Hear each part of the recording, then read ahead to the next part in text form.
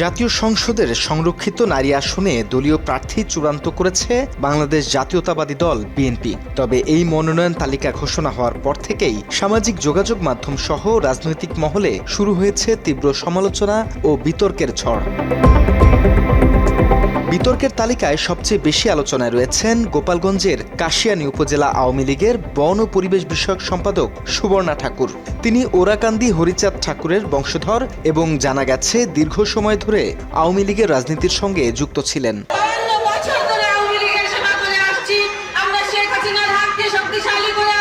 অভিযোগ রয়েছে দেশের রাজনৈতিক পট পরিবর্তনের পর রাতারাতি ভোল পাল্টে বিএনপির মনোনয়ন বাগিয়ে নিতে দৌড়ঝাঁপ শুরু করেন তিনি।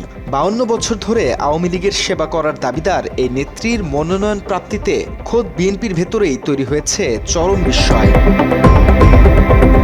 নেটিজেনদের মাঝে তার অতীতের বেশ কিছু বক্তব্য ছড়িয়ে পড়েছে, যেখানে তাকে শেখ হাসিনার হাতকে শক্তিশালী করার অঙ্গীকার করতে দেখা যায়। 7 তারিখে ভোট কেন্দ্রে উপস্থিত হব এবং শেখ হাসিনার হাতকে শক্তিশালী করব। এমনকি মনোনয়ন পাওয়ার পর ভবিষ্যতে আবারও আওয়ামী লীগ ক্ষমতায় ফিরলে সেখান থেকে মনোনয়ন কিনবেন কিনা সাংবাদিকরা তা জানতে চাইলে তিনি বলেন, সেটা তখন দেখা যাবে। সেটা তখন বলা যাবে। তার এমন দ্বিমুখী অবস্থানে দলের ত্যাগী নেতাকর্মীদের মাঝে ক্ষোভের সৃষ্টি হয়েছে। অপ্রত্যাশিতভাবে বিএনপির মনোনয়ন পাওয়ার তালিকায় রয়েছেন ব্রাহ্মণবাড়িয়ার বিজয়নগর উপজেলার সাবেক মহিলা আওয়ামী লীগ নেত্রী সৈয়দা নাখলু আক্তারের মেয়ে নাদিয়া পাঠান পাপনও। বিষয়টি ঘিরে সামাজিক যোগাযোগ মাধ্যমে চলছে ব্যাপক আলোচনা সমালোচনা। তবে নাদিয়া পাঠান পাপন ঢাকা মহানগর দক্ষিণ বিএনপির সদস্য। ছাত্রজীবন থেকেই তিনি ছাত্রদলের রাজনীতিতে সক্রিয় ছিলেন। অন্যদিকে দলীয় দুঃসময়ে রাজপথে সক্রিয় থাকা অনেক পরিচিত মুখ ও ত্যাগী নেত্রী এবার মনোনয়ন বঞ্চিত হয়েছেন বিএনপির।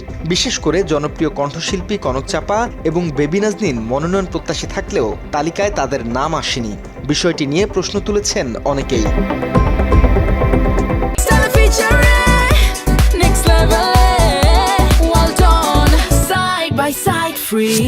এ নিয়ে আক্ষেপ করে কণ্ঠশিল্পী কনক চাপা তার সামাজিক যোগাযোগ মাধ্যমে একটি পোস্ট করেছেন। লেখায় তিনি জাতীয় নির্বাচনে দল থেকে অংশগ্রহণের সুযোগ না পাওয়া এবং সংরক্ষিত নারী আসনে মনোনয়ন না পাওয়ায় ক্ষোভ প্রকাশ করেন।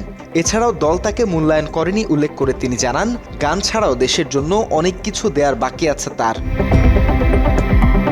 বিষয়টি নিয়ে সরব হয়েছেন অনলাইন অ্যাক্টিভিস্ট ও বিশ্লেষকরা। প্রবাসী লেখক ও অনলাইন অ্যাক্টিভিস্ট পিনাকি ভট্টাচার্য তার ভেরিফাইড ফেসবুক পোস্টে লিখেছেন, বাকশালী আওয়ামী লীগের নিরাপদাশ্রয়ে পরিণত হয়েছে বিএনপি।